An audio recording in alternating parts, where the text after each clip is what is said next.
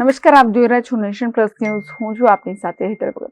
ભારતીય બંધારણના ઘડવૈયા ડોક્ટર ભીમરાવ આંબેડકરના જન્મદિન નિમિત્તે વડોદરા શહેરમાં વિવિધ કાર્યક્રમો યોજવામાં આવ્યા છે.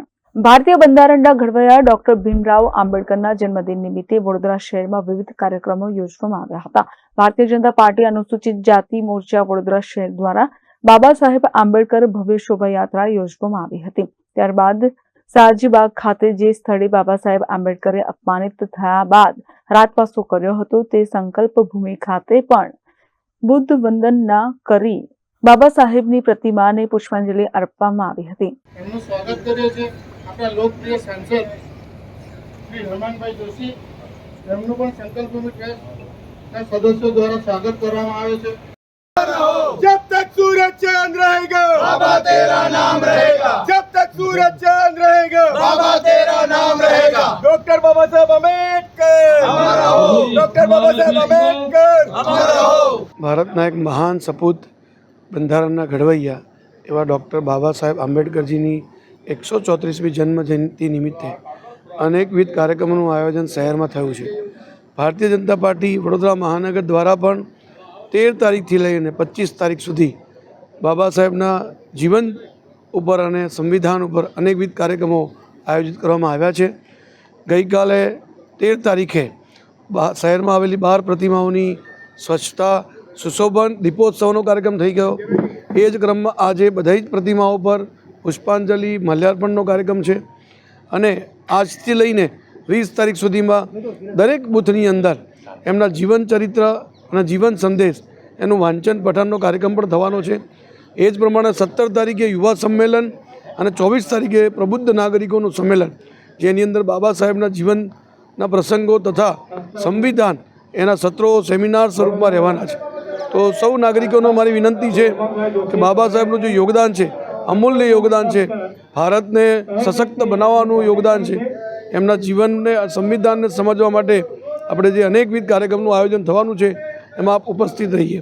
ધન્યવાદ. ડૉક્ટર બાબા સાહેબ આંબેડકરજી આપણા ભારત દેશના બંધારણના ઘડવૈયા એવા ડૉક્ટર બાબા સાહેબ આંબેડકરજીના આજના જન્મજયંતિ અવસર પર વડોદરા મહાનગરપાલિકા દ્વારા એમની પ્રતિમાને પુષ્પાંજલિ અર્પણ કરવાના કાર્યક્રમનું આયોજન કરવામાં આવતું હોય છે. તો સાથે સાથે વડોદરા જે તેમની જન્મભૂમિ અને કર્મભૂમિ પણ રહી છે, ત્યારે વડોદરાના સયાજીબાગ ખાતે તેમની સંકલ્પ ભૂમિ આવી છે. ત્યાં સૌ સાથે મળી અને તેમની પ્રતિમાને પુષ્પાંજલિ અર્પણ કરી, હૃદયાંજલિ અર્પણ કરી પીડિતો, દલિતો, શોષિતો હોય કે પછી નારી શક્તિ હોય, સમગ્ર દેશની અડધી શક્તિ એટલે કે નારી શક્તિ.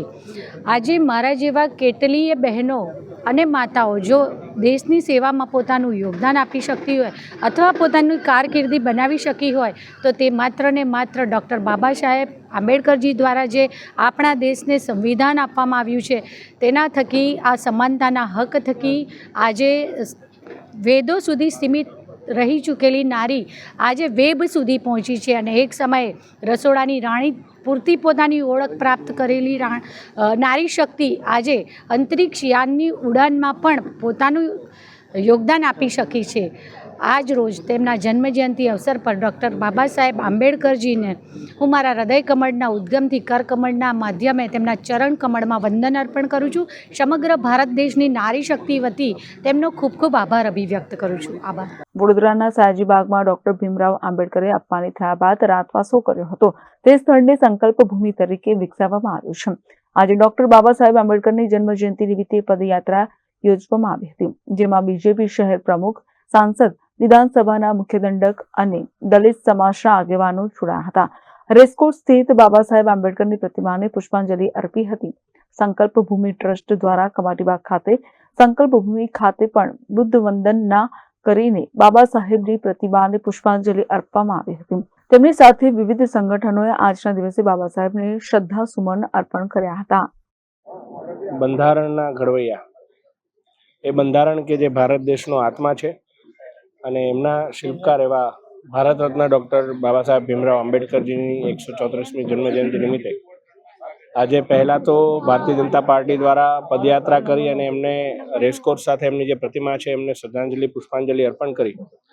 ત્યારબાદ એ પવિત્ર ભૂમિ કે જ્યાં પોતે એમણે ચિંતન કરી અને જે અસમાનતા છે એના ઉપર જે શું કરી શકાય એના માટે એની સામે લડવાનું એમણે જે સંકલ્પ લીધો હતો, આ સંકલ્પ ભૂમિ ખાતે આવી અને એમને પુષ્પાંજલિ કરી અને ભારતીય જનતા પાર્ટીના અમારા મહાનગરના અધ્યક્ષ, વડોદરાના પ્રથમ નાગરિક અને પાર્ટીના તમામ શીર્ષસ્થ કાર્યકર્તાઓ સાથે મળી અને અહીંયા બાબા સાહેબને, એમના વિચારોને, એમના સંકલ્પને યાદ કરી અને એમાંથી કઈ રીતે આપણે આપણા જીવનની અંદર એને આત્મસાત કરી શકીએ એ બાબતે ચિંતન કરી રહ્યા છે. કેમેરામેન નવનીત પરમાર સાથે Satyam Navashankar, Nation Plus News Vadodara. સમાચારોના સતત અપડેટ મેળવવા માટે અમારી નેશન પ્લસ ન્યૂઝની યુટ્યુબ ચેનલને સબસ્ક્રાઇબ કરો, બેલ આઇકન દબાવો અને જોડાયેલા રહો ફેસબુક, ઇન્સ્ટાગ્રામ અને ટ્વિટર પર.